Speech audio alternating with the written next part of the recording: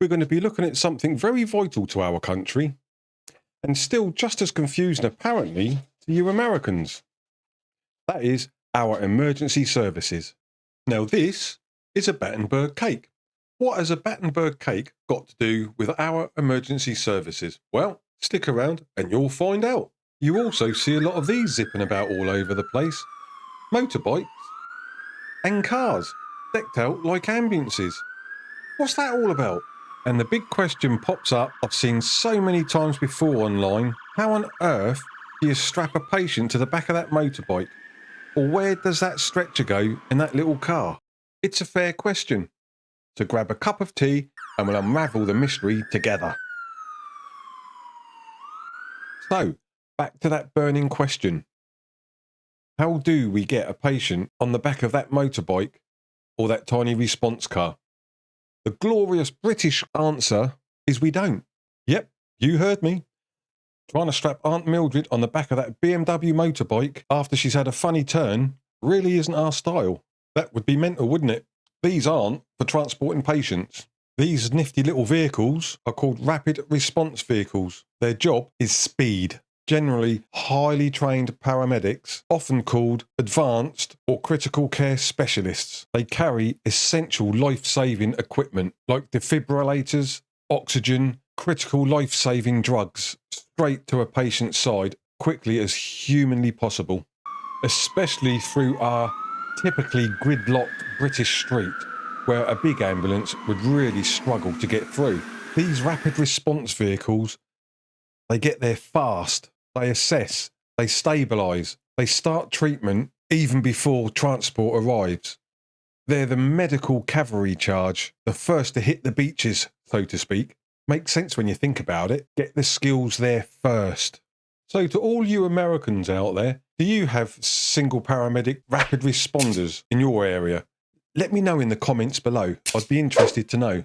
This big beastie, however, is what you'll actually be getting a ride in if you need trucking off to hospital. Yes, I said trucking. This is our standard ambulance. Enough room for paramedics, kit, as comfortable as, well, as comfortable as you can be in the back of an ambulance.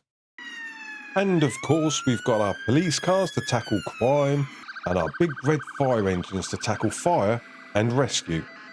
But let's talk about how we can tell them apart when you've got blues and twos ablazing and whizzing past. Now over here in the UK, we've got a bit of a colour code going on.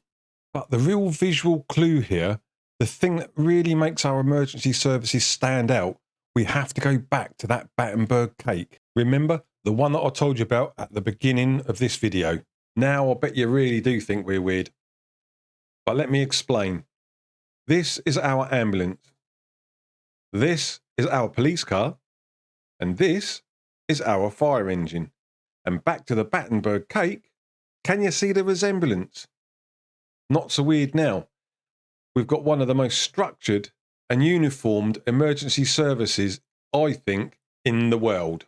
You see, in the UK, it doesn't matter what shape or what noise an emergency vehicle makes, the way to decipher what they are, if it's green and yellow, it's an ambulance. If it's blue and yellow, it's a police car. If it's red and yellow, it's a fire engine. And they all have the Battenberg pattern. So there you go. That's how the Battenberg cake comes into our emergency services. Simples. It's not just for decoration though. Oh no, no, no.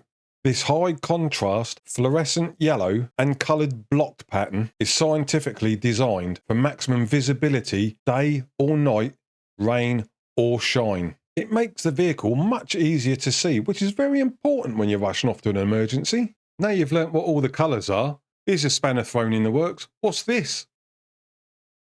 Green and blue. I'll tell you what this is later on in the video. If you think you know what it is, comment below now and subscribe while you're down there. Now you eagle-eyed Americans might be thinking to yourself, hang on a minute, Steve. Where are all the red flashing lights on your vehicles? In the States, red means stop, danger, and you'd be absolutely right. Now we don't tend to have red flashing lights on the front of our vehicles, and here's why. You see, here in the UK is down to regulations. Blue is strictly reserved for emergency services only. It means when you see blue, you know it's the real deal. No confusion with brake lights or traffic signals. It's all about instant recognition. Blue means emergency, plain and simple. We do use red lights sometimes, but mostly just on the back of our traffic cars to warn traffic when a vehicle is stopped. A red flashing light is more visible than just a plain light that stays on. It certainly makes them distinctive, right? What do your emergency vehicles look like? Do they have similar patterns, like the Battenberg pattern, or something completely different? Pop your comments below. So how does it all work? Well, here in the UK, if Aunt Mildred has taken a bit of a tumble, we dial 999 or 112 in Europe. But 112 also works in the UK, as we're part of Europe. Or used to be. Your call goes straight to a control room. They assess the situation and dispatch the help that you need. And that often involves what's called a tiered response. They don't just send a massive ambulance straight away. Like I said, they assess. Sometimes you might need a highly qualified paramedic for, say, something like cardiac arrest, a massive bleed, anything life-threatening. They'll send a paramedic in an RRV, rapid response vehicle, car or motorbike. And once they're on scene, then they too will assess. And if they need an ambulance, what they call a DC, double crewed ambulance, they'll call for one. And while it's on its way, the paramedic will be attending to the patient. Okay, remember this one back earlier on in the video. Did you work it out? This is a JRU, a Joint Response Vehicle. Now this one will contain one paramedic and one police officer.